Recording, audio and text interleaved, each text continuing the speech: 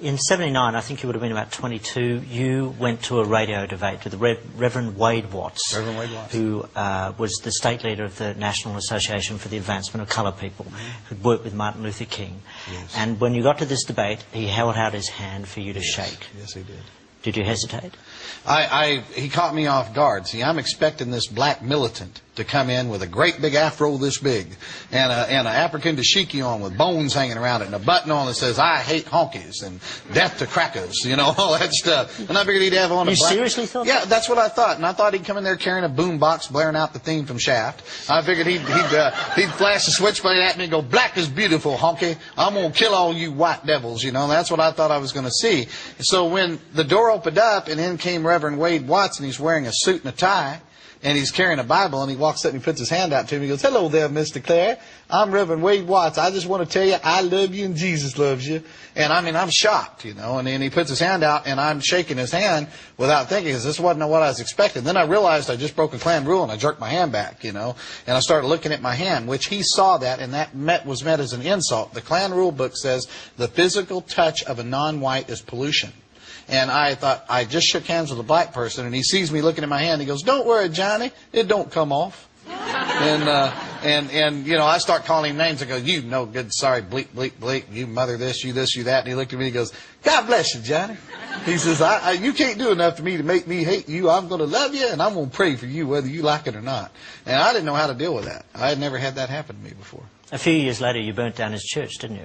Set fire to his church. See, what happened was we started off going by his house, calling him names. We got no response.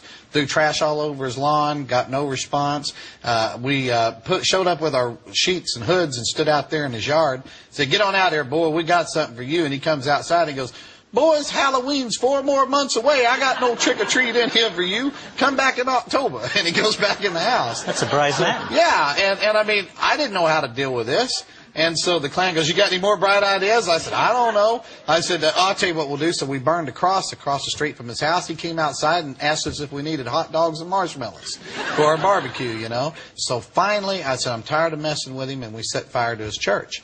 And they put the fire out before the church was destroyed. And I remember I called him up, disguised my voice, and I said, "Hey, boy, you better be afraid. We're coming to get you, boy. You don't know who we are, but we know who you are." And he goes, "Hello, Johnny."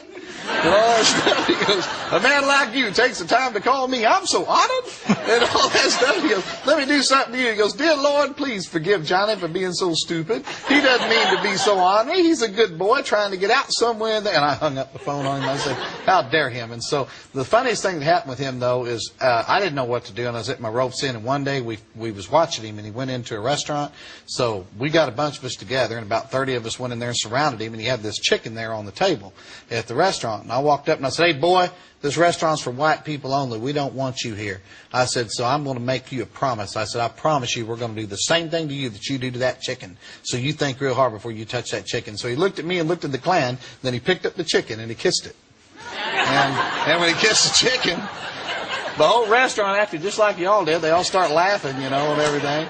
And I looked up, and even the Klan was laughing. You got to admit, that was funny. I said, "Every one of you outside." I'm outside, and they're doubled over laughing. I'm going, "You guys are going to get suspended and lose your robe for 2 weeks." I said, "I'm getting tired of this." And I'm hollering at them and yelling, and they're laughing. I heard a horn honk, and Reverend Watts is driving off going, "Bye, Johnny," you know, and stuff.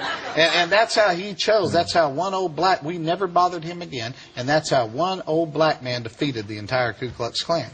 Because he used this instead of brawn. And he used this too, a very brave man. His heart, yeah.